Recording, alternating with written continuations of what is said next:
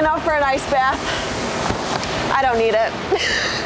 Hey guys, what's going on? Maggie from M&R here. We are in Reno, Nevada, visiting our friends over at Silver Screen Printing and Embroidery. Let's go. Hey Dan. Hey Maggie. Maggie, nice to meet you. Nice Thanks for having us here. I'm excited. Thank you. Mr. Dan, you are one popular man. Shout out to Nick Wood from Graphic Source for starting that group chat. Do you want to tell us a little bit about how you got started into Silver Screen? A little bit of backstory about yourself? Sure. Wanted to move back to California or close to California, which is Reno is right across the border. I'm from a small town, so felt like it was time to do something entrepreneurial and get out of corporate America. So I did that. So 4 years ago, bought the business. It definitely was an industry that I didn't know, so one of those learning curves for sure. Timeliness wasn't probably very good because 6 months later, COVID hit. So we had to go through that challenge, but obviously we survived it. I think it was a good time for the company because we were able to kind of, downsize and kind of restructure a little bit. It was forced on us, but it worked out well for us. Happens to everyone, yeah. But now we've kind of, I think the company was around 2.5 to 3 million, somewhere in there, and we're well over double that now and starting to grow and really prosper, so it's been a lot of fun. It's probably, I think employee count's gone to about 92 from about 40, somewhere in there. We're in a couple of shifts, have 50,000 square foot of facilities, buying lots of new M&R equipment, so it's been fun. But yeah, I mean, I think as far as a business, I think the one thing that I think the business need to do is become more sustainable. And obviously have to scale and grow, and really, offer some diverse services like digital, fulfillment, the finishing services that we do now and things like that. Really looking hard at print and demand. But just trying to step out of plan, so it's been fun for sure. Good. You have a little bit of everything here, so I'm excited. I can't talk. I'm excited to see your shop, and let's do the tour. That sounds great. Okay. Look forward to it.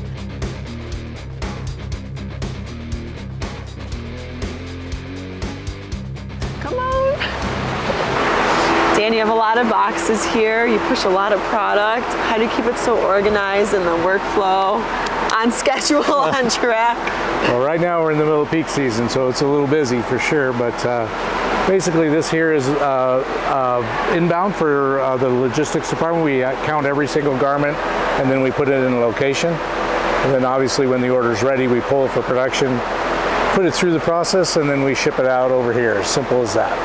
How many people do you have per department, or is it just they all help out around where needed, or is there set people for each department?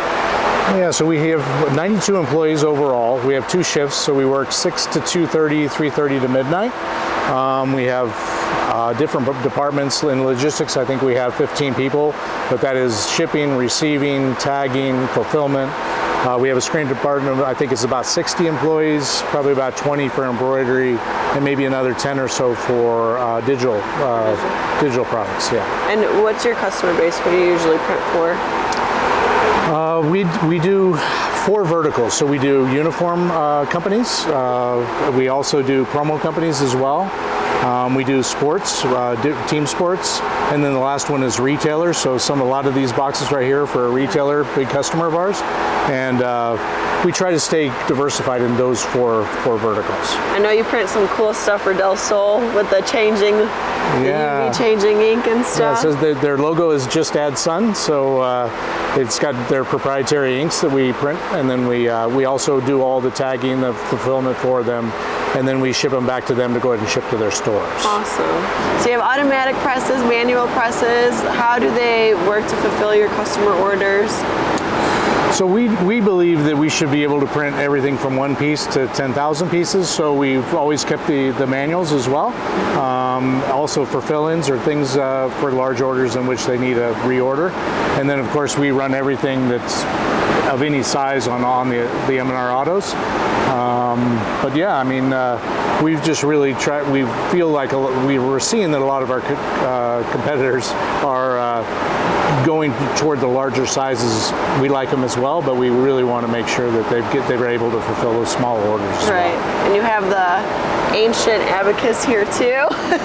Yeah, we do a lot of sports. So we've got the numbering, the auto numbering, and then we've got some manual numbering presses as well. But yeah, sports is an important part of what we do as well. Is it for like local team schools and stuff? Yeah, we're pretty regional across the western U.S. So we work with some sports dealers to fulfill those. So we see, you know, most of the schools here we do, but also in Northern California, Southern California, Washington, and Oregon as well. Nice. I need jerseys made with my last name on the back, please. We'll do it. All right, you have a lot of screen printing. In addition to that, you have a lot of new digital technologies. Can you tell me a little bit about that and your future plans? Sure. We've been doing for probably 2 years DTG, so we've been working with that technology for a while. We also have vinyl heat press, so basically heat press products. We have a laser, we can cut applique or do basically leather patches and etch those, and then of course patches as well. We're building a room for DTF as well, so we think that's a neat technology. I think the one thing that we're trying to do as a business is just, we call it digital because we're just really trying to focus on staying relevant to the customer, and you know, you never know what's going to come out next, right? Digital is big time now. So Dan, the 3 things I can take away from your shop is automation, organization, efficiency. You have a great shop here. You have the Cobras. Yes. It's been good for you, and the Passport. So far has been great. Yeah, these we bought these Cobras. They're 16 station or 14 color machines, and then we've also got the Passport right here. So this is our newest area, but yeah, they're fantastic. I mean, we're all blue here for sure, and we're really enjoying the new machinery for sure. DP, you are the screen print manager here at Silver Screen. You deal a lot with pre-press. You have the CTS, you have an automatic coder. Can you tell me a little bit about like your day-to-day job? Day-to-day job, I run all of the art department, all of tech, screen print floor, and the digi room is what we call it. Digi room, I like it. Can we talk about like how you have like girls in charge too? My opinion of it isn't so much that it's more men or more women. It's about people that are actually capable of doing a job. And putting people in those, and presenting an opportunity for people to be able to do those things. You know, there's lots of opportunity, and also making a roadmap for them to be able to, like, hey, if you're willing to take on more responsibility, male, female, it doesn't really matter to me. Yeah, just putting the goals in front of them and setting the target. And honestly, the big thing in morale, if you look on the floor, for us as a shop, we have 3 people to a team. We'll have a person at the end of the dryer, and then we'll have 2 people that are on a press. The one at the end of the dryer is grabbing the clipboard, unpacking stuff. The wing is what we call them, the pilot and the wing is what we call them. The wing is going down and grabbing all the screens, inks, and squeegees. Pilot's actually registering the job, so even though it's just a job at the end of the day and we're just printing on shirts, it's actually about building teams. M&R comes and visits, right? I talk to Maggie, I explain the whole story about merch and all this stuff. I share it with the whole team. I have a meeting with them once a week. With everybody in the shop on both shifts. And I share the story with them, so they're jazzed, right? Next thing you know, they're coming in, they're spending their free time cleaning, they're doing their eyebrows and their hair. They're doing their eyebrows and their hair, they're doing whatever it is, because they're like, oh, M&R, I was all Peter Walsh, can you believe it? You know what I mean? So that same excitement or joy that I have just gets carried down between the Awesome, I love it. Okay, you guys use the Trilog? We do use the Trilog system. We've been using it for probably about 20 years. 20 years? How has it like helped your setups and stuff?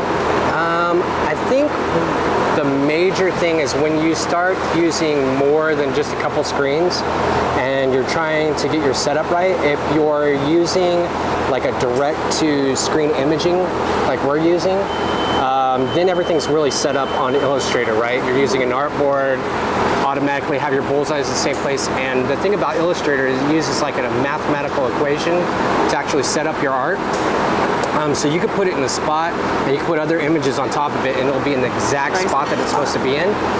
With the Trilog system, the way that it's set up, I'm going to use this one just because it's easier to manhandle. It sets up the screen in 3 different spots, and when you use it to actually set up all the screens and they're all locked down to those 3 spots, it's like very minimal registration that you have to actually do it to. I mean, you still got a little bit of registration depending on how it's actually burned and whatnot, but for the most part, it's very little registration. I would say if normally if I had 5 screens and it would take me 15, 20 minutes to actually register it, it takes me probably about 10 tops, you know, if I'm using a Trilog system. And that's being generous. Honestly, there's lots of times if everybody's doing what they're supposed to be doing and knows how to really use a Trilog, man, I could actually probably go around with the test print and actually register my job all in the same run. You want to show off this first gen, baby? Oh, this is the first gen. This is the first gen, and I'm actually very excited about this because this will date how long we've actually been using the Trilog system. Yeah, we've been using a while. We tried the pin system originally before the Trilog system, and that had to have been, I couldn't tell you, better part of 2 decades ago though, when we started the pin registration system. And I think like that time in the industry too, they were trying out, lots of people were trying out different things to speed up, because that's the thing that could slow you really down, is registration, you know. Yeah, so we've tried other things, but nothing's quite as true as the Trilog. It's really just efficient. Just seems like a no-brainer. Yeah, I don't think any of these people that are actually work here would even know what to do if they didn't have like lasers or a Trilog. Yeah, they probably no-brainer. It's a no-brainer. DP, what do you think sets you guys apart from other screen printing shops? What's unique? Unique? Yeah. Well, we are a contract-only decorator. I mean, and that makes us different in a lot of ways, only because we're working with a lot of the same clients. So we're finding ways to solve problems for them, to make it so we could streamline their business. Contract decorating, meaning like we have the same clients and then they have their clients, whatever that is. Also just making sure that we could solve problems, meaning like hang tags, inner tag printing, you know, folding and bagging, you know, whether it's, you know, hard garments that would be hard to do, say like screen print, using digital ways to solve those problems, or, you know, doing embroidery. But it definitely sets us apart. Because it's the only thing I've known basically in the screen print industry, I thought that would be common, but it seems like it's not as common. Especially when your business model is so focused, say, like on one thing or another, you know, to be that kind of, have that kind of versatility in the shop really sets us apart. And I saw you guys have the building across the street, and you keep stock there for certain customers. Yeah, no, that was actually a really good thing for us to do. Awkward only because, you know, doing an expansion, you know, obviously we doubled the size of our footprint, but putting in racking and kind of carrying like some clients blanks so they don't have to ship them here, you know, and finding ways to streamline stuff, streamline their product and getting it out the door faster, finding ways to solve problems where we could save clients money, you know, on those kind of things has been pretty crucial in building relationships. Yeah, you know? It's pretty full over there. 6 months ago it was empty, and now it's packed. That place is packed. Packed. Yeah, this place is packed today. Jam-packed. Dan, thank you so much for having me and the Blue Crew team come out and visit you guys. It's beautiful, organized. You guys are awesome, and I want to give you the official Blue Crew squeegee. Oh, that's awesome. Thank you for being loyal to the Blue, and we appreciate you guys, and you got to come visit us now. I will. Good. Also wanted to give you silver screen shirt. Oh, now I got to go supervise the supervisors. I am legit. I can't see it. This way, this way, this way. Woo! DP likes having me around. I got to go supervise them.